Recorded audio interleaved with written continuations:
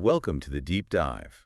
Today we're tackling a big one, self-consciousness, and we're going to be looking at it through the lens of phenomenology. We've got some excerpts from the Stanford Encyclopedia of Philosophy to help us out, so get ready to explore the nature of your own awareness. It's going to be an interesting journey, that's for sure. I think what's really cool is that we're going beyond just, defining terms. We're really going to unpack how this philosophical approach kind of shakes things up, challenges our traditional views of the self, and even knowledge itself. Yeah, I like that. Shakes things up. But before we get too far ahead of ourselves, let's maybe just take a step back and set the stage a little.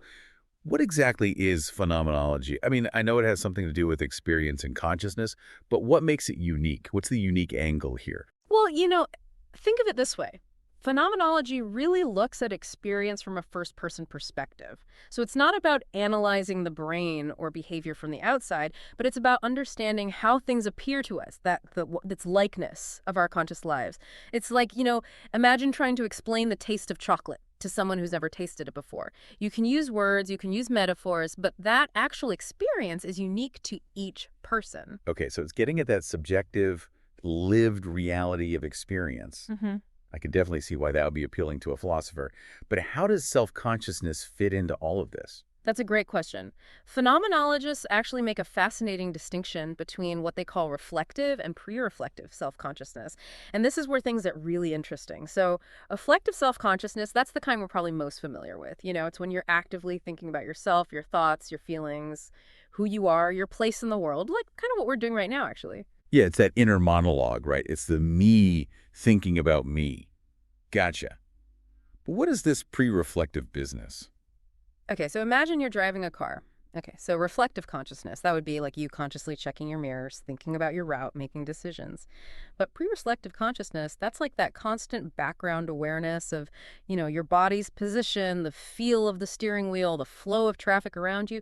It's that always-on awareness of experiencing, but without explicitly thinking about it. Okay, I see. I think I'm starting to get it. That's really intriguing because, it makes you wonder if we're ever truly unaware of ourselves, even when we're, totally lost in thought or completely absorbed in an activity.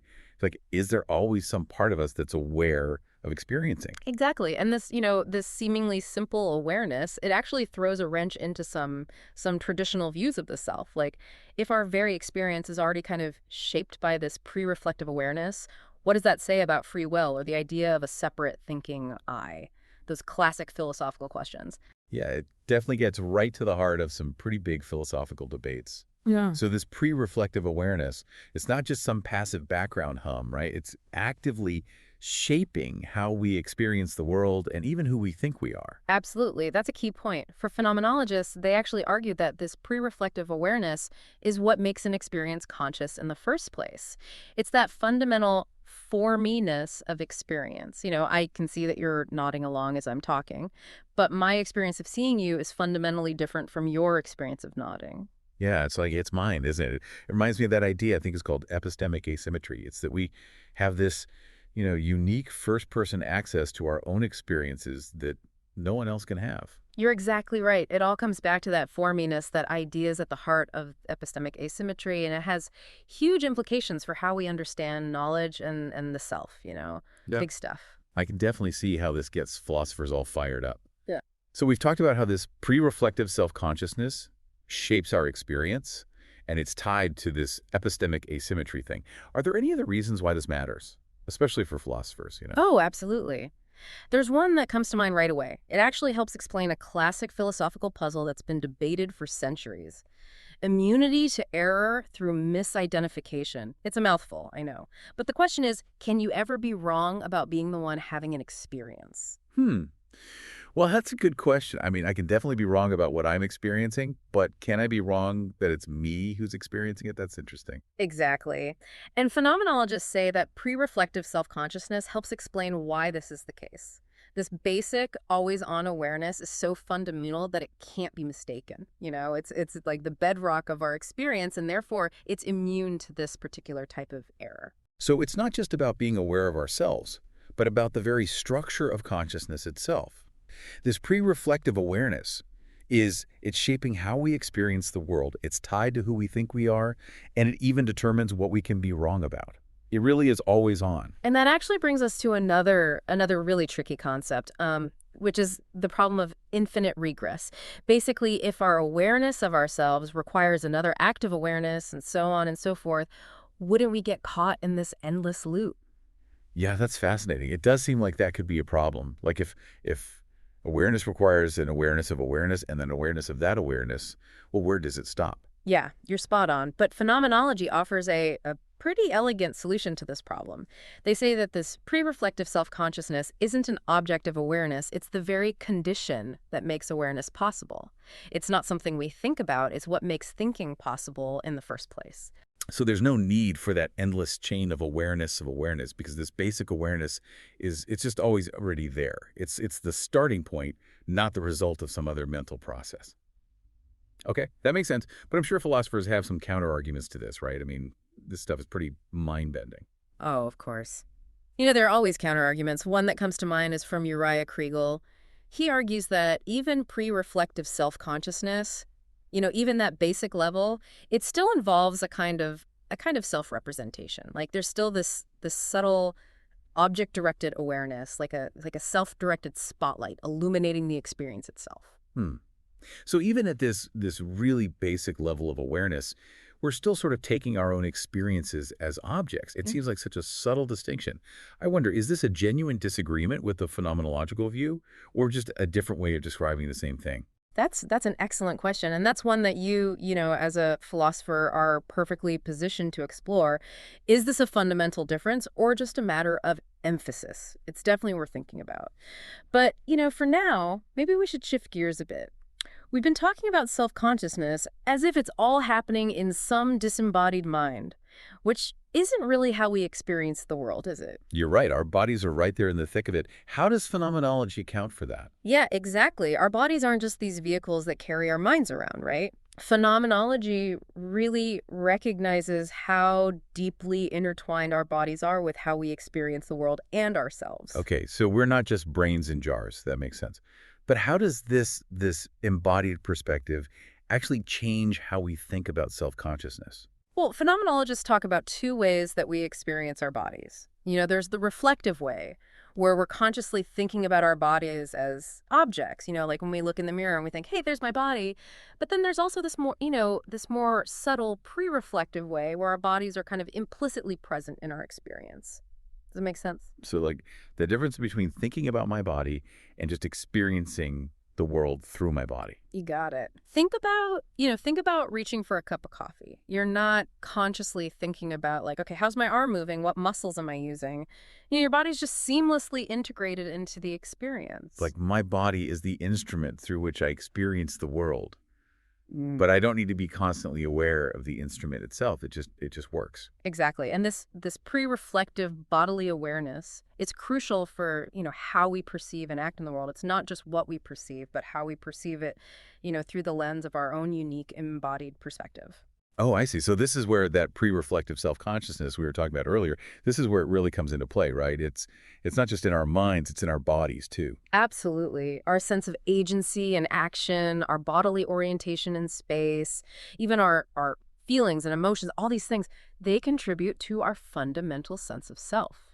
And it all kind of stems from this pre-reflective bodily awareness. It's like our bodies are constantly giving us feedback about who we are and where we are in the world. It's not just I think, therefore I am. It's like I move, I feel, therefore I am. That's a great way to put it. And this feedback loop, it's not just limited to physical actions either. Yeah. Our emotions, sensations, those gut feelings, they all play a role. Right. It makes sense that those gut feelings are literally feelings in our bodies. It's not just some abstract mental state, right? Exactly. Our sense of balance, our heartbeat, our breathing, they all feed into this background sense of what it feels like to be me right now. But as you said earlier, pre-reflective awareness has its limits, right? I mean, we're not always aware of everything happening in our bodies all the time. That's right. Sometimes our bodily awareness kind of fades into the background, especially when we're, completely engrossed in an activity. Like think about when you're playing music or dancing. You're not consciously thinking about each individual movement, are you? It's like being on autopilot, right?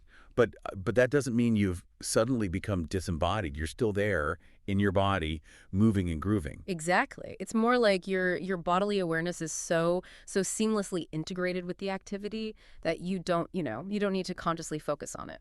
So this pre-reflective bodily awareness it's a bit of a paradox. It can be, incredibly fine-tuned on the one hand and then surprisingly unconscious on the other. It's fascinating how adaptable it is. It really is. It's constantly adapting to the demands of different situations, but it does raise an interesting question. If our bodies are so central to our sense of self, what happens when that bodily experience is disrupted in some way? That's a great question. It makes me think about, people who have experienced illness or injury or changes to their bodies. How do those experiences affect their sense of self? Phenomenologists have done a lot of work on this. Maurice Merleau-Ponty, he's a key figure in phenomenology. He wrote a lot about phantom limbs.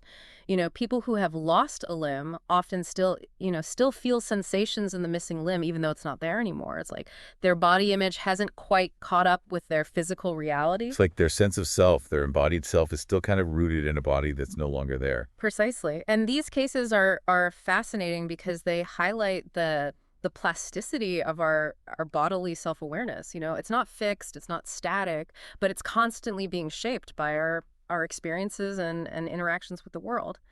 This is making me wonder, if our sense of self is really as stable and unified as we often assume it to be. Maybe it's much more fluid and dynamic than we realize. That's a key insight. And this is where the social dimension of self-consciousness becomes really important. It's not just about our individual bodily experience, our interactions with others, how they perceive us, the roles we play in society, all these things, they shape our self-understanding too. Oh, right. It's like we're constantly getting feedback from the social mirror, and that shapes our self-image. And that mirror isn't always accurate or kind, for that matter. Exactly. Think about the experience of shame, for example. It's a deeply embodied and social emotion where we feel exposed, judged by others. Our sense of self feels, threatened, almost negated by the gaze of others. It makes sense why shame would be so unsettling, right? It's like our social self, the self that we present to the world, that's the self that's being rejected. Precisely. And this social dimension of self-consciousness is another area that phenomenologists have explored in depth. So we've gone from the for me-ness of individual experience to the for others-ness of our social selves. And through it all, our bodies are right there with us, shaping how we experience and understand ourselves in the world. Yes. And it gets even more complex when we bring in culture and language and personal narratives. These things, they provide the frameworks through which we interpret our experiences and construct our sense of self. It sounds like we're about to go like even deeper down the rabbit hole here. This is getting really fascinating. But maybe this is a good place to pause and we can pick up the thread in the final part of our deep dive. A good idea. There's a lot more to explore. Okay, so we're back and ready to kind of wrap up our deep dive into self-consciousness. We've covered a lot of ground. We talked about the for me-ness of individual experience, the role of our bodies, and how our sense of self is shaped by others. Yeah. And even with all that, I feel like we've only just scratched the surface. Self-consciousness isn't this like static thing we're born with. It's a dynamic process that unfolds throughout our lives. So it's not like we just pop out with a fully formed sense of self and that's it. Like we're actually constantly shaping and reshaping who we think we are. Exactly. And this is where culture, language, and personal narratives all come into play. They give us the tools to interpret our experiences and construct a coherent sense of self. So it's not just about like having experiences, but about actually like making meaning out of them, right? Like Yeah. we weave them into stories that help us understand ourselves and our place in the world. And those stories are never created in a vacuum. Hmm. They're shaped by the cultural narratives and values and beliefs that surround us. Think about how differently, cultures around the world understand concepts like the self and identity and personhood. It's almost like we're born into a world that already has a story waiting for us. Yeah. Like a set of assumptions about what it means to be a person. That's a great way to put it, but it's not like we're just passive recipients of these narratives, right? Right. We have the power to challenge them, to reinterpret them, even rewrite them to fit our own experiences. So we can choose to identify with or reject parts of our cultural heritage. We can create our own personal narratives that kind of break free from the expected script. Absolutely. This capacity for self-reflection and self-creation, that's a core part of what makes us human, you know? It's what allows us to grow and change and evolve throughout our lives. It sounds like self-consciousness isn't just about like knowing who we are right now, but about the potential to become something more, something different. Precisely. It's an ongoing project of self-discovery and self-creation. And this is where I think the role of the philosopher becomes, really, really interesting. Right. Philosophers are they're always questioning assumptions. They're pushing boundaries. Hmm. They're exploring new ways of understanding ourselves and the world. Exactly. And this deep dive has hopefully, given you some new tools and perspectives to bring to that exploration. It definitely has. What's fascinating to me is that even something as seemingly basic as self-consciousness, it turns out to be so complex and multifaceted.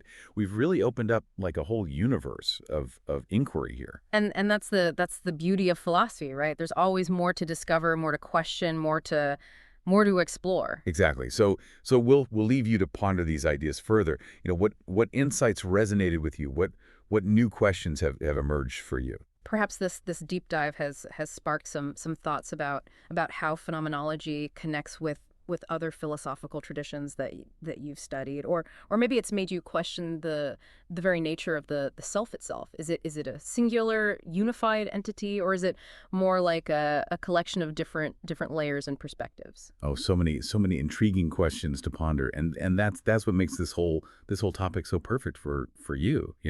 As a Yeah. philosopher, you're uniquely equipped to wrestle with these complexities and contribute to our understanding of self-consciousness. Indeed, and who knows? Maybe your reflections will lead to new insights that enrich our understanding of this fundamental aspect of human existence. Oh, I have a feeling they will. Yeah.